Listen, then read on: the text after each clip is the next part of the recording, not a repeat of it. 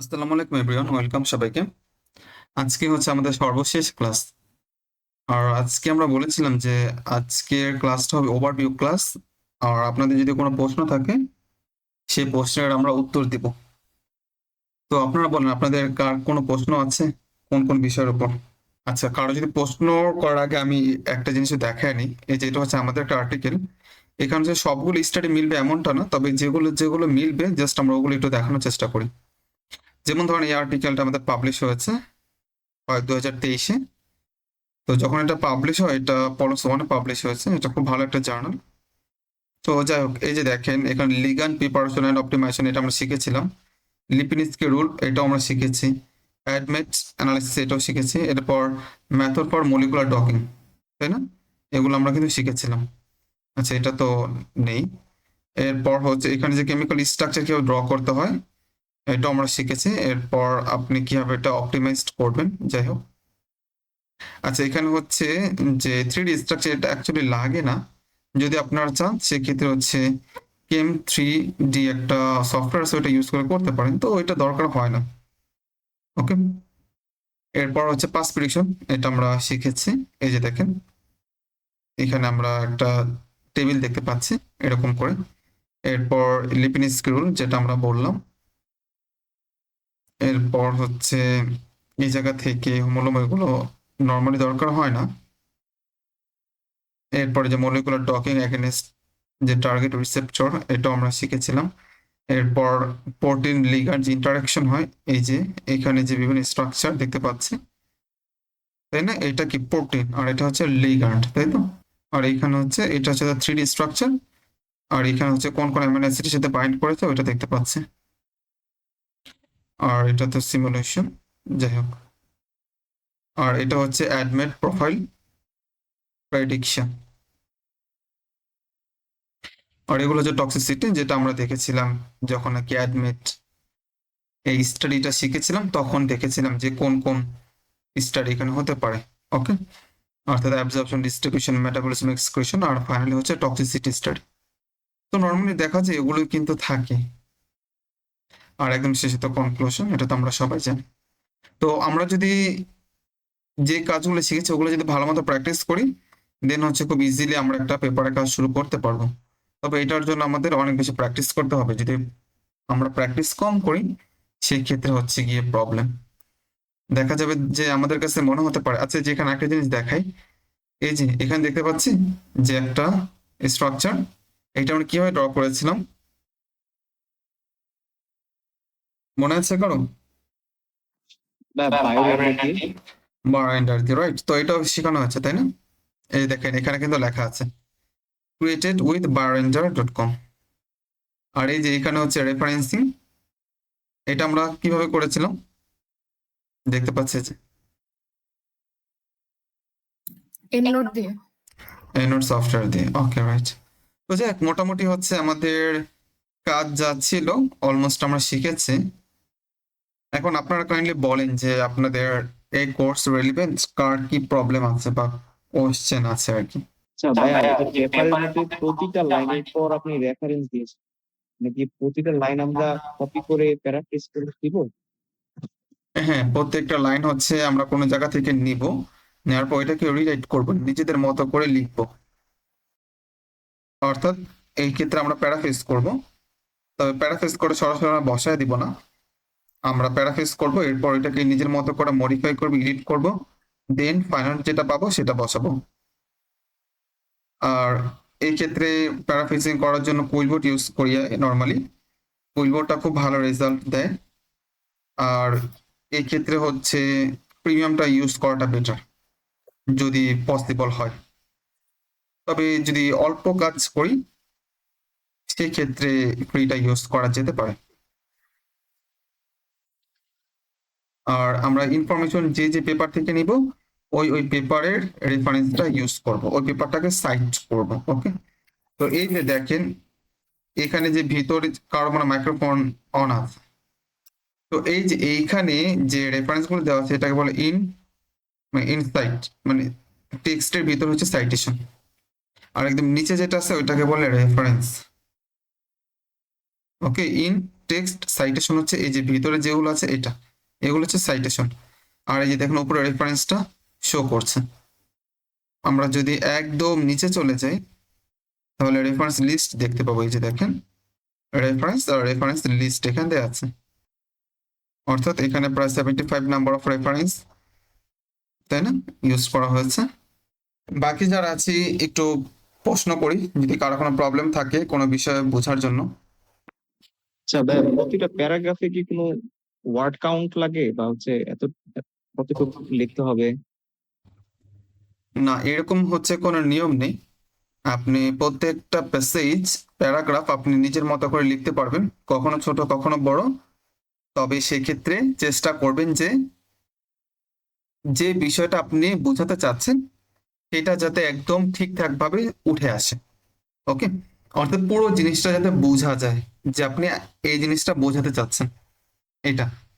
এখন এটা যদি আপনি 4-5 সেন্টেন্সের মাধ্যমে বুঝাইতে পারেন খুবই ভালো। যদি এর থেকে বেশি সেন্টেন্স লাগে তাহলে সেটা আপনাকে লিখতে হবে এরকম। অর্থাৎ এইটার জন্য নির্দিষ্ট কোনো নিয়ম নাই যে আমাদের প্রত্যেকটা প্যারাগ্রাফের জন্য এতটুকুই হতে হবে। তবে ওই প্যারাগ্রাফটা যদি হয় অ্যাবস্ট্রাক্ট, এটার একটা লিমিটেশন আছে। নর্মালি দেখা যায় যে 150 থেকে 250 ওয়ার্ড, স্ট্যান্ডার্ড যদি ধরি 200 থেকে 250 ওয়ার্ড এর ভিতরে কিন্তু থাকতে হবে। এটা কোনটা? অ্যাবস্ট্রাক্ট যেটা আছে এইটা। তবে অ্যাবস্ট্রাক্ট ছাড়া বাকি যে পোর্শনগুলো আছে, যে সকল সেগমেন্ট আছে, সেগুলো আপনি আপনার মতো করে ইউজ করতে পারেন। ওকে, এটা কখনো বড় হতে পারে কখনো ছোট হতে পারে। এরপর টাইটেল, এইটার আপনার একটা লিমিটেশন আছে। নর্মালি দেখা যায় 15 ওয়ার্ডের বেশি হয় না কোন একটা টাইটেল, 8-9-10 ওয়ার্ড থেকে শুরু করে 15 ওয়ার্ডের মধ্যে হয়, এইটা একটা লিমিটেশন আছে। এরপর কিওয়ার্ড, এইটার একটা লিমিটেশন আছে। কিন্তু আপনার যে সেকশন যেগুলো আছে বা সাব সেকশন যেগুলো আছে, এগুলোর জন্য নির্দিষ্ট কোনো নিয়ম নেই। অর্থাৎ আপনি যতটুকু আপনার প্রয়োজন হবে আপনি জাস্ট ততটুকুই হচ্ছে লিখবেন বা লিখতে পারবেন। আচ্ছা ভাইয়া, বাকি ওই যে রেজাল্ট বিষয়টা, হুম, এখানে কি কোনো সাইটেশনের দরকার? না, রেজাল্টটা তো আমাদের ভিন্ন হওয়ার কথা।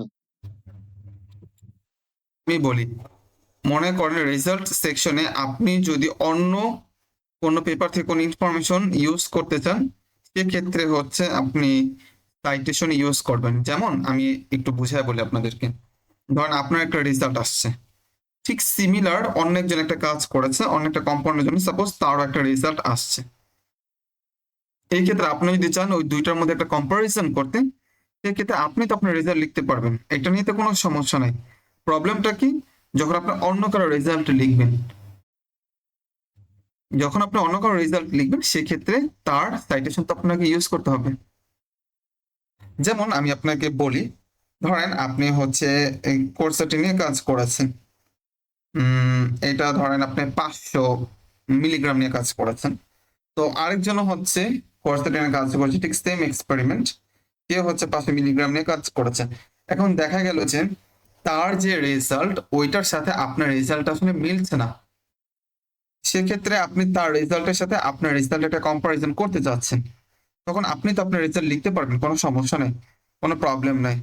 বাট আপনি যখন অন্য কারো রেজাল্ট লিখতে যাবেন সেক্ষেত্রে কি করতে হবে? যে পেপার থেকে ইনফরমেশন নিয়েছেন ওই জায়গার একটা রেফারেন্স আপনাকে ইউজ করতে হবে না, যে আমি এই জায়গা থেকে হচ্ছে নিয়েছি।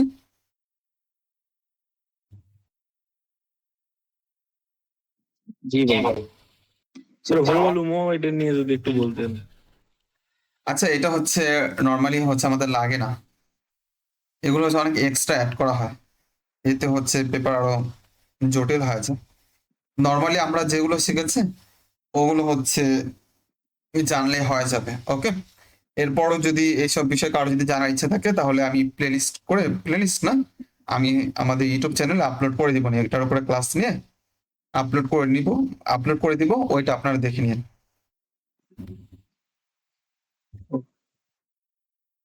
হোমোলম আছে, এছাড়াও আবার কিউএসআর, এরকম বেশ কিছু আছে। আসলে একটা রিসার্চে তো মডিফিকেশনের তো কোনো শেষ নেই, এটা ভালোরও কোনো শেষ নেই, খারাপেরও কোনো শেষ নেই। অর্থাৎ আপনি এখানে চাইলে অনেক কিছু ইউজ করতে পারেন, অ্যাড করতে পারেন।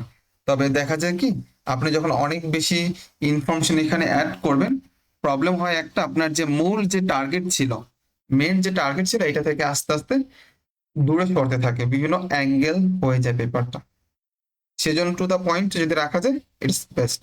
আচ্ছা জার্নাল যদি কোন জার্নালে পাবলিশ ভালো হবে আমাদের এই কম্পিটিশনাল প্র্যাকটিস করার জন্য? আমি বলি সব ধরনের জার্নাল কিন্তু এই কম্পিটিশনাল পেপার নেয় না, এটা হচ্ছে 1 নাম্বার কথা। তাহলে কোন কোন জার্নালগুলো নেয় ওটা আপনাকে একটু কষ্ট করে খুঁজে বের করতে হবে। তো জার্নাল কিভাবে খুঁজতে হয় এটার উপর আমি ক্লাস নিয়েছিলাম কিনা জানি না, এটা অ্যাকচুয়ালি আমাদের এই কোর্সের মধ্যে পড়ে না, বাট আমি একটু দেখাচ্ছি আর কি। এই জার্নাল বা এইসব রেলিভেন্ট আমাদের সব যে প্রথম যে কোর্স যেটা আছে ওইটার মধ্যে হচ্ছে আমরা সম্পূর্ণ জিনিসটা এক্সপ্লেন করি। যেমন আমি যদি একটু লিখি কম্পিটিশনাল, দেখি কি জার্নাল শো করে একদম ম্যানুয়ালি। কম্পিটিশনাল কম্পিটিশনাল জার্নাল, কয়েকটা জার্নাল কিন্তু শো করেছে। Journal of computational science, that means আপনি যদি চান আপনার গবেষণা পত্রটাকে এই জার্নালে কিন্তু সাবমিট করতে পারেন। এটা হচ্ছে এলসিবিআর একটা জার্নাল। একইভাবে নেচার একটা জার্নাল দেখেন, নেচার কম্পিটিশনাল সায়েন্স। এরপর এমডিপিআই এটা একটা পাবলিশার, এর একটা জার্নাল হচ্ছে কম্পিটিশন। এরপর উইলি একটা পাবলিশার, এর একটা জার্নাল হচ্ছে জার্নাল অফ কম্পিটিশনাল কেমিস্ট্রি। এরপর দেখেন এখানে আরো অনেক আছে, বিভিন্ন সাবজেক্ট ওয়াইজ এখানে দেয়া আছে, আপনারা যদি চান এটা এভাবে দেখতে পারেন। এছাড়া আপনারা আমাদের প্লেলিস্টে যাবেন, একটা প্লেলিস্ট করা আছে জার্নাল নামে, ওইখানে গেলে আপনারা বিস্তারিত পেয়ে যাবেন কতভাবে হচ্ছে একটা জার্নাল সিলেকশন করা যায়, কোন কোন ক্রাইটেরিয়া আছে। যেমন একটা জার্নাল যখন আমরা সিলেক্ট করি আমাদের দেখতে হয় ওই জার্নালটা স্কোপাস কিনা বা এটা প্রিডেটরি কিনা, 1 নাম্বার। সেকেন্ড দেখতে হয় এটার ইম্প্যাক্ট ফ্যাক্টর কত। থার্ড দেখতে হয় এটা ranking Q1 Q2 Q3 Q4, এই ধরনের বিষয়গুলো আমাদের দেখতে হয়। এরপর দেখতে হয় এই জার্নালের এপিসি কত। এপিসি মানে হচ্ছে article processing charge or article publishing charge, অর্থাৎ আর্টিকেল পাবলিশ করতে কত টাকা লাগে এইটা হচ্ছে দেখা লাগে। ওকে, এই হচ্ছে। এরপর আর্টিকেলটা পাবলিশ করতে কত সময় লাগে এটাও কিন্তু দেখতে হয়। তো এরকম বেশ কিছু বিষয় থাকে, সবগুলো দেখতে হয়, দেন হচ্ছে যেটা ম্যাচ করে ওই জার্নাল হচ্ছে পেপার আমরা সাবমিট করি।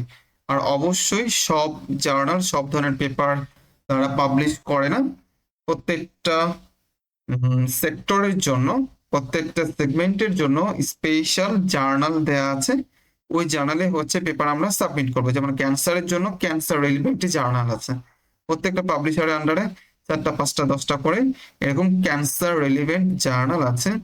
তাদের কাজ হচ্ছে শুধুমাত্র ক্যান্সার রিলেটেড যে কোনো আর্টিকেল তারা পাবলিশ করবে। আচ্ছা ভাই, শর্ট লিস্ট করার পর জার্নালগুলো ওই কি আমরা ওই 2টা 3টা জার্নালের কাছে কি আমরা ম্যানুস্ক্রিপ্ট সাবমিট করে দিব? না, যে কোনো একটা জার্নাল পেপার সাবমিট করতে পারবেন, যখন ওই জার্নাল থেকে রিজেক্ট হবে এরপর অন্য একটা জার্নাল পেপার সাবমিট করতে পারবেন। অর্থাৎ একই সাথে মাল্টিপল জার্নালে পেপার সাবমিট করা যাবে না।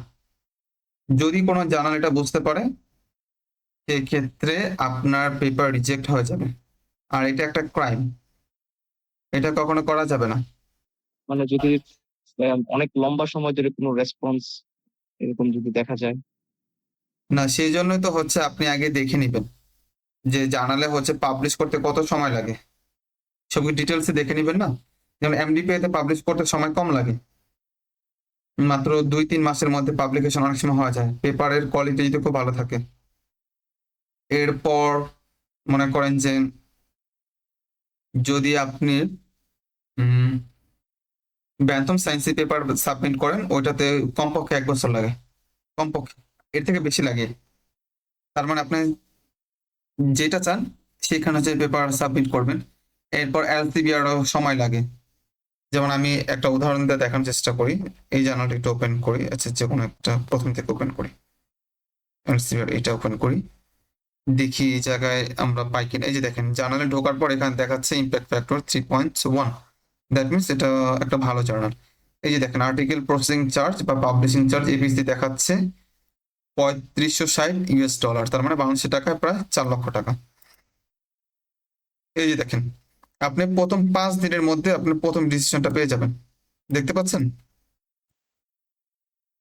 এরপর হচ্ছে রিভিউ করার জন্য তারা সময় নেবে কত, 167 দিন, তার মানে কয় মাস এটা, প্রায় 5-6 মাস এরকম, তাই না? তারা সময় নেবে। এরপর সাবমিশন থেকে অ্যাকসেপ্টেন্স হওয়ার জন্য নিতে পারে কতদিন, 218 দিন। এরপর অ্যাকসেপ্টেন্স হওয়ার পর পাবলিকেশন হতে সময় লাগবে 15 দিন। তার মানে এই জিনিসগুলো আপনাকে আগে চেক করে নিতে হবে। যদি দেখেন এই সময়ের মধ্যে আপনি করতে পারবেন তাহলে তো করলেন, আর না হলে আপনি অন্য জার্নালে দিবেন। আচ্ছা ভাই, পেইড আর হচ্ছে ফ্রি মানে পাবলিশের মধ্যে কোনো বড় কিছু কি আছে, পার্থক্য আছে? বুঝে নাই।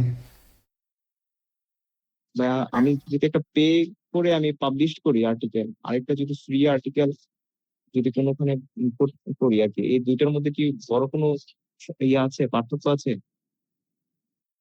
না, আসলে বড় ধরনের কোনো পার্থক্য নাই, তবে এখানে একটা জিনিস আছে আমি একটু বলি। যদি আমরা টাকা দিয়ে পাবলিশ করি, মানে টাকা দিয়ে হচ্ছে, জার্নাল করতে টাকা লাগে, যত ভালো জার্নাল আছে অলমোস্ট সবগুলোতে টাকা লাগে।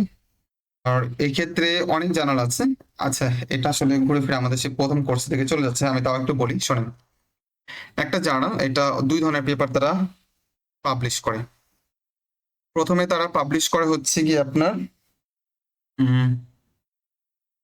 সাবস্ক্রিপশন, আর একটা হচ্ছে গিয়া ওপেন অ্যাক্সেস। ওকে, তো ওপেন অ্যাক্সেস যদি আপনি চান সেক্ষেত্রে আপনার টাকা দিতে হবে, আর যদি সাবস্ক্রিপশনে পাবলিকেশন করেন সেক্ষেত্রে টাকা দিতে হবে না।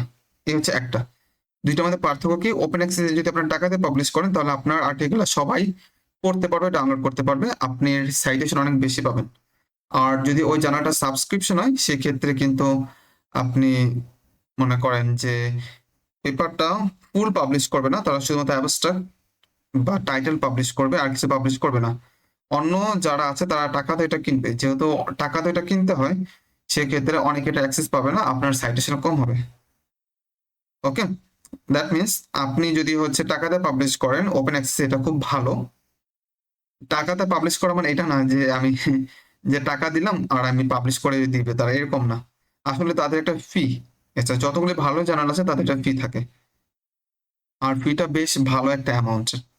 আর যদি মনে করেন আপনার প্রিডেটরি জার্নাল তাহলে খুব কম টাকা লাগে, দেখা গেছে যে $100, $150, $200 মধ্যে তারা পেপার পাবলিশ করে দেয়। কোয়ালিটি খুব খারাপ থাকে, পেপারের জার্নালের কোয়ালিটি খুব খারাপ থাকে। তার মানে দুইটা হচ্ছে সেমই, দুইটাই পাবলিকেশন হবে, তবে যদি ওপেন অ্যাক্সেসে করতে চান টাকা লাগবে, আর যদি সাবস্ক্রিপশন করতে চান তাহলে টাকা লাগবে না। আর একটা জার্নালের কখনো দুইটাই অপশন থাকতে পারে, সাবস্ক্রিপশন থাকতে পারে, ওপেন অ্যাক্সেস থাকতে পারে, এটা ডিপেন্ডস করে আর কি। আর অনেক জার্নাল আছে শুধুমাত্র তাদের সাবস্ক্রিপশনই আছে, অনেক জার্নাল আছে শুধুমাত্র ওপেন অ্যাক্সেস, যেমন এমডিপিএ তে অলমোস্ট সবগুলো হচ্ছে ওপেন অ্যাক্সেস। আপনি এখানে চাইলে সাবস্ক্রিপশনে পেপার পাবলিশ করতে পারবেন না, অর্থাৎ ফ্রিতে পেপার পাবলিশ করতে পারবেন না, আপনাকে টাকা দিতেই হবে। বোঝা গেছে এটা? যেমন ব্যান্থম সায়েন্সে আপনি যখন পেপার পাবলিশ করতে চান সেক্ষেত্রে নর্মাল টাকা দিতে হয় না, কারণ ওরা হচ্ছে এমনিতে পাবলিশ করে। এখনো শুনতেছি কিছু কিছু জার্নাল তারা কিছু টাকা আসলে অ্যাড করতেছে। জি ভাই, বুঝতে পারছি, থ্যাংক ইউ। ওকে, বাকি যারা আছে তাদের কি কোনো মানে কোশ্চেন নাই? এই যে আমরা যে পুরো একটা দীর্ঘ একটা সময়, আই মিন 1 মাসেরও বেশি হবে তাই না, আমরা যে কোর্সটা করলাম বা এখানে অনেক কিছু শিখলাম, এটা নিয়ে আমরা একটু শুনতে চাই সবার কাছ থেকে 2-1 লাইন করে। আমরা কি কি শিখেছি, কে বলবে প্রথমে? মিশেল? জি ভাই, হুম, বলো তো ভাই, কি কি শিখলা, তোমাদের শিখাইলাম আজকে, প্রায় অনেকদিন তো হলো আর কি, একটু এক্সপ্লেইন করো। প্রথমে তো আমরা হচ্ছে ওয়েবসাইটের যে টুল গুলো শিখেছি, ওয়েবসাইট থেকে কিভাবে লিগ্যান্ডের একদম ডাটাবেস থেকে ধরে সবগুলো ইনফরমেশন সবগুলা আর কি ওই ওয়েবসাইটের টুল গুলো শিখলাম। পরে হচ্ছে গিয়ে আমাদের সেকেন্ডে আমরা ম্যানুস্ক্রিপ্ট রাইটিং এর কিছু শিখলাম। দেন হচ্ছে আমাদের এই সফটওয়্যার বেস কতগুলো কাজ ছিল। মোটামুটি আলহামদুলিল্লাহ অনেক কিছু শিখেছি ভাইয়া, ধন্যবাদ আপনাকে। আর না, আমি আসলে আহ, মানে আগেও কখনো করি নাই রিসার্চ কাজগুলা, তো আলহামদুলিল্লাহ অনেক ভালো কিছু শিখেছি আমি। অনেক ধন্যবাদ আপনাকে ভাইয়া। ওকে, জাজাকাল্লাহ খায়রান। হ্যাঁ, বাকি যারা আছি একটু রেসপন্স করি আমরা কি কি শিখলাম, কারণ যেহেতু আজকে আমাদের সর্বশেষ ক্লাস, রাইট? তো আমাদের অনেকের প্রবলেম ছিল, ওগুলো হচ্ছে আমরা সলভ করেছি।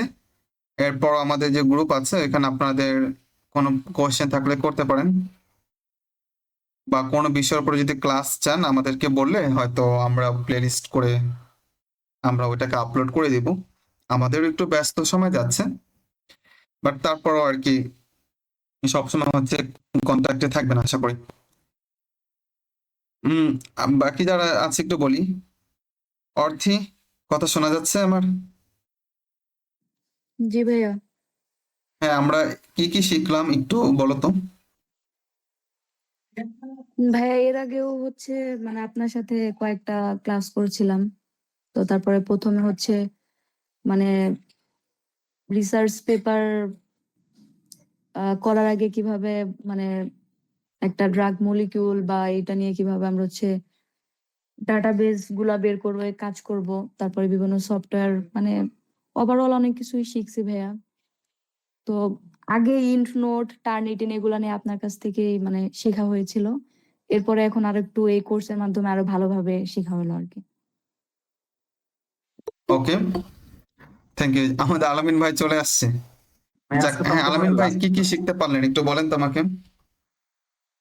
আমি ভাইয়া শিখতে পারছি যে একটা প্রোডাক্ট কিভাবে আমরা একটা প্রোডাক্ট সিলেকশন করব এবং সেগুলোর কি কি ইনসিলিকো স্টাডি বা কম্পিটিশনাল স্টাডি করতে হবে, যেমন আমরা পাস প্রেডিকশন করতে পারি, আমরা অ্যাডমিট অ্যানালাইসিস করতে পারি, আমরা মলিকুলার ড্রপিং করতে পারি, আমরা মলিকুলার ডাইনামিক সিমুলেশন করতে পারি।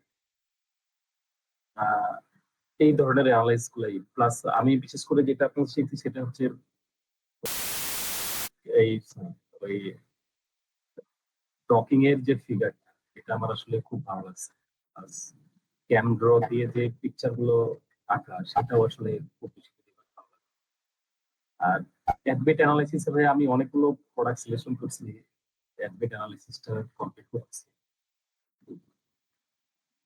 আর ওভারঅল এর আগেও তো আপনার কিছু ক্লাস করছি জার্নালে, আমার কাছে যেটা মনে হচ্ছে যে আসলে পেপার লেখার মতো একটা আর্টিকেল লেখার মতো আমরা যদি ইচ্ছা করি মানে এখনই লিখতে পারবো, এর খুব মনে হয় মনে হয়েছে আর কি, আপনার হেল্প নিয়ে আর কি। যাক, ভালো লাগলো।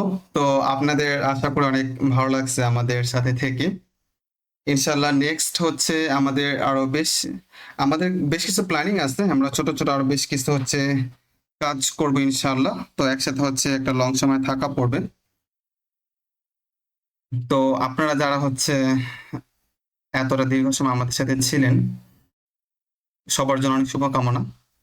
দোয়া করছি সবাই হচ্ছে খুব ভালো গবেষণা করেন, ভালো জানালে এটা প্রকাশনা করেন, উচ্চ শিক্ষার জন্য বিদেশে যান। সবার জন্য অনেক শুভকামনা রইলো। আর আমরা সবসময় আছি পাশে আপনাদের। ইনশাল্লাহ যে কোনো সময় হচ্ছে আমাদেরকে কাছে পাবেন। ওকে, তো আজকে যেহেতু হচ্ছে আমাদের একটা ওভারভিউ ক্লাস ছিল, আমরা ক্লাসটা লং করব না। তো যাই হোক, এরপরও যদি আপনাদের কোনো বিষয়ে যদি কোনো প্রবলেম থাকে ইনশাল্লাহ আপনারা আমাদেরকে গ্রুপে বা হচ্ছে আমাকে পার্সোনালি যেভাবে পারেন আমাকে একটু জানাবেন। ইনশাল্লাহ আমরা এটাকে সলভ করার চেষ্টা করব। ওকে, আচ্ছা তাহলে হচ্ছে আমরা আজকের মতো এখানে ক্লাস শেষ করি। ইনশাল্লাহ আমাদের হচ্ছে আবারও কথা হবে কোন একটা বিষয় নিয়ে। ওকে, তো সবাই একটু আসলে রেসপন্স করিয়েন আর কি, যখন একটু কাউকে একটু রিচ করার ট্রাই করি সবাই কাইন্ডলি একটু ওকে একটু রেসপন্স করিয়েন। ঠিক আছে। ওকে, তাহলে হচ্ছে আমরা আজকের মতো শেষ করি। আল্লাহ হাফেজ, আসসালামু আলাইকুম রহমতুল্লাহ।